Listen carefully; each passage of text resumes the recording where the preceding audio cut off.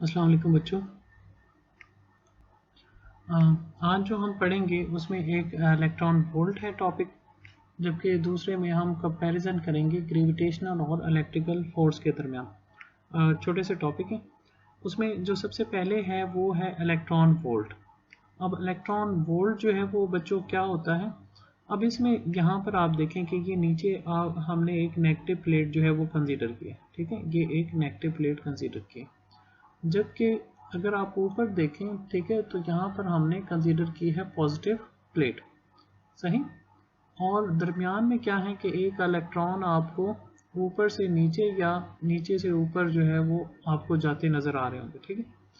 अब ये इलेक्ट्रॉन कर क्या रहा है। अब फर्ज करें कि जो पोटेंशियल डिफरेंस है, किसके दरमियान, इन दो प्लेट्स के दरमियान, वो 1 वोल्ट है, सही। जो पोटेंशियल डिफरेंस है बिटवीन दीज टू प्लेट्स वो 1 वोल्ट है। अब चार्ज कितना होता है एक इलेक्ट्रॉन पे। एक इलेक्ट्रॉन पे चार्ज होता है बच्चों 1.6 इंटू 10⁻⁻19 कूलम, ठीक है, -19। तो अब इलेक्ट्रॉन जब जो है वो नेगेटिव से पॉजिटिव या पॉजिटिव से नेगेटिव जाता है, तो दो चीज़ें हो सकती हैं। या तो ये एनर्जी गेन करेगा, ठीक है, और दूसरा या लूज करेगा। अब वो कैसे, यानी कि फर्ज करें कि या तो हमें एनर्जी देनी पड़ेगी, हमें पोटेंशियल एनर्जी देनी पड़ेगी, और उसके नतीजे में उसके अंदर काइनेटिक एनर्जी आएगी, या ये काइनेटिक एनर्जी जो है वो अपनी लूज करेगा, और उसके नतीजे में मतलब जो है वो पोटेंशियल एनर्जी प्रोवाइड होगी। अब वो देख लेते हैं। मिसाल के तौर पर हम जो है वो देखते हैं कि पहली एग्जांपल में एक फ़र्ज़ करते हैं कि हम इसे रोकते हैं। अच्छा, इलेक्ट्रॉन देखें, अब है ये पॉजिटिव प्लेट पे, ठीक है। अब आपने उसे लेके जाना है नेगेटिव पे। इलेक्ट्रॉन किस पे है, पॉजिटिव पे, और आपने उसे कहाँ पर लेके जाना है, नेगेटिव पे। तो आपको क्या करना पड़ेगा, आपको जो फील्ड की डायरेक्शन है पॉजिटिव से नेगेटिव की, उसकी डायरेक्शन में आप ये इलेक्ट्रॉन को मूव करवा लें, ऐसा है ना। अब आप क्या कर रहे हैं, अब आप work done against the attraction कर रहे हैं, सही। अब आप वर्क डन कर रहे हैं अगेंस्ट द अट्रैक्शन। तो अब क्या होगा, क्या आपको फोर्स लगानी पड़ेगी ना, मीन के आपको इलेक्ट्रॉन को एनर्जी देनी पड़ेगी ताकि वो मूव कर सके पॉजिटिव से नेगेटिव प्लेट की तरफ। तो यहाँ पर आपने क्या किया, पॉजिटिव चार्ज से आपने मूव किया, पॉजिटिव प्लेट से आपने इलेक्ट्रॉन को मूव कराया, या पॉजिटिव चार्ज भी हो सकता है, किसकी तरफ, नेगेटिव की तरफ, ठीक है।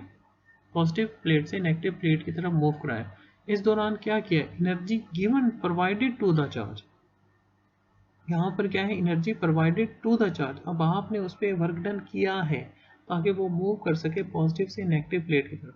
जब आप पॉजिटिव प्लेट के पास थे तो आपने अट्रैक्शन के खिलाफ, और नेगेटिव के पास जो फोर्स ऑफ रिपल्शन स्ट्रॉन्ग होगी, ठीक है, तो आपने रिपल्शन के खिलाफ वर्क डन किया। मतलब दोनों में आपको वर्क डन करना पड़े, इलेक्ट्रॉन को एनर्जी प्रोवाइड करनी पड़ी है। तो अगर जो potential difference between these two plates हो 1 वोल्ट, और उस दौरान जो आप उस पर वर्क डन करेंगे in moving the charge from one plate to another, वो जो है वो 1 इलेक्ट्रॉन वोल्ट के। अब बच्चों हम इलेक्ट्रॉन वोल्ट को पढ़ने लगे हैं बुक से ही। अब इसमें देखिएगा कि सबसे पहले ये है कि हमने कंसीडर किया, मतलब चार्ज को एक पॉइंट से दूसरे पॉइंट तक मूव कराया। तो अब हमारे पास ये आ गई equation, delta U is equal to Q into V B minus V है Q del V. Delta U आपको पता है इलेक्ट्रोस्टैटिक पोटेंशियल एनर्जी है, डेल्टा वी जो है वो चेंज इन पोटेंशियल है। तो अब ये है कि अगर वो इक्विलिब्रियम है तो चेंज इन पोटेंशियल एनर्जी वो अपीयर हो जाएगी in the form of kinetic energy, सही। जैसे कि अगर आप एक पॉजिटिव चार्ज के पास पॉजिटिव चार्ज लेकर आए तो उसके अंदर जो एनर्जी स्टोर हो जाएगी वो कौन सी होगी, इलेक्ट्रोस्टैटिक पोटेंशियल एनर्जी। इसी तरह अगर आप नेगेटिव को नेगेटिव के पास लेकर आए तब भी इलेक्ट्रोस्टैटिक पोटेंशियल एनर्जी स्टोर हो जाएगी, और जैसे ही छोड़ेंगे तो वो फोर्स और रिपल्शन की वजह से चार्ज जो है वो नेगेटिव से दूर मूव करेगा, नेगेटिव नेगेटिव से दूर मूव करेगा और पॉजिटिव पॉजिटिव से मूव दूर करेगा, तो वो अपीयर हो जाएगी एज अ काइनेटिक एनर्जी के तौर पे। अब फर्ज करें कि जो चार्ज है वो इक्वल टू 1 इलेक्ट्रॉन के चार्ज के बराबर है, 1.6 इंटू 10⁻⁻19 कूलम। तो यही जो काइनेटिक एनर्जी है वो मतलब पहले पोटेंशियल एनर्जी डेल्टा यू था ना, अब डेल्टा यू के बजाय क्या लिख दिया, डेल्टा के ई, यानी कि चेंज इन काइनेटिक एनर्जी। जो पोटेंशियल एनर्जी है वो चेंज होगी काइनेटिक एनर्जी में। तो ये क्यू डेल वी, क्यू की जगह ई डेल्टा वी, ई की जगह 1.6 10⁻⁹ कॉलम। अब जो डेल्टा वी है वो जो चेंज इन पोटेंशियल है, potential difference between the plates, वो हम ले लेते हैं 1 वोल्ट। तो ये आ गया delta Q is equal to Q del V. तो ये जो आंसर आ जाता है सॉल्व करके वो आ जाता है 1.6 10⁻⁹ जूल। अब ये देखें, इससे ये भी पता चला कि कूलम और वोल्ट को मल्टीप्लाई करें तो आंसर जो है वो जूल आता है। तो ये भी डायमेंशन के हिसाब से याद रखिएगा कि कूलम और वोल्ट को मल्टीप्लाई करें तो उनका जो आंसर है वो जूल है।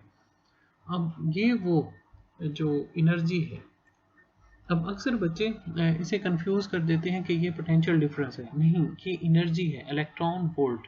इलेक्ट्रॉन चार्ज का यूनिट है, वोल्ट पोटेंशियल डिफरेंस का। तो चार्ज और पोटेंशियल डिफरेंस दोनों मल्टीप्लाई हों तो जो यूनिट आता है वो किसका है, एनर्जी का। The amount of energy equal to 1.6 10⁻⁹ joule, ये जो है वो 1 इलेक्ट्रॉन वोल्ट कहलाती है। तो ये 1 इलेक्ट्रॉन वोल्ट क्या है, एनर्जी का यूनिट है, और it is defined as the amount of energy acquired और लॉस्ट। एक्वायर्ड है जब आप जो है वो उसे हायर पोटेंशियल की तरफ, जैसे नेगेटिव को नेगेटिव के पास या पॉजिटिव को पॉजिटिव के पास लेकर जाएंगे, तो ये energy acquired by the electron होगा।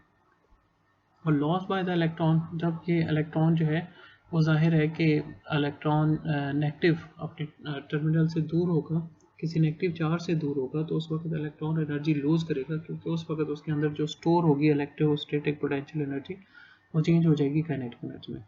तो जब ये पोटेंशियल डिफरेंस ऑफ 1 वोल्ट को जो है वो रिवर्स करते हैं, तो इस तरह 1 इलेक्ट्रॉन वोल्ट जो कि यूनिट एनर्जी का वो इसके बराबर है 1.6 10⁻⁻19 जूल के। नेक्स्ट जो हम पढ़ने लगे हैं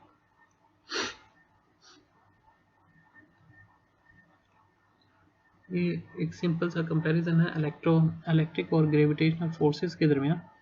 अब इसमें जो ग्रेविटेशनल फोर्स है उसमें वो ये बताता है ये कंजर्वेटिव फोर्स है, तो इलेक्ट्रिक फोर्स भी जो है वो क्या है, ये भी एक कंजर्वेटिव फोर्स है। तो दोनों फोर्सेस इलेक्ट्रिक और ग्रेविटेशनल फोर्सेस क्या है, कंजर्वेटिव फोर्सेस है।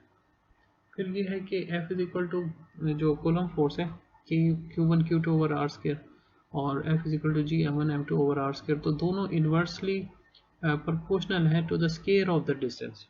ठीक है, इन्वर्सली प्रोपोर्शनल है, यानी कि इन्वर्स स्क्वायर लॉ भी कहा जाता है, इसे इन्वर्स स्क्वायर लॉ भी कहा जाता है, क्योंकि दोनों फोर्सेस जो है वो जो स्क्वायर ऑफ द डिस्टेंस है उसके इन्वर्सली प्रोपोर्शनल। ठीक है,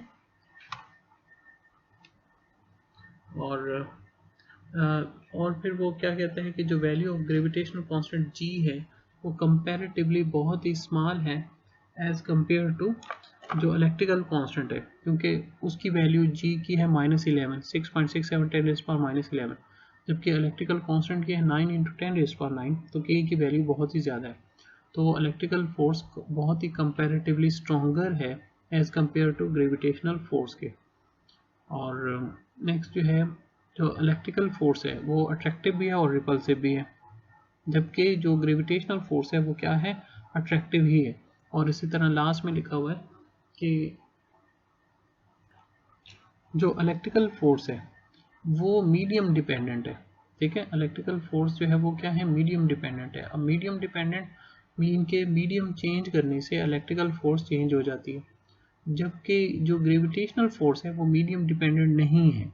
यानी कि अगर हम जो ग्रेविटी से बचने के लिए अगर हम अपने दरमियान और किसी मैसिव ऑब्जेक्ट जैसे कि अर्थ के दरमियान कोई चीज़ रख लें तो इससे ग्रेविटेशनल फोर्स चेंज नहीं होने वाले।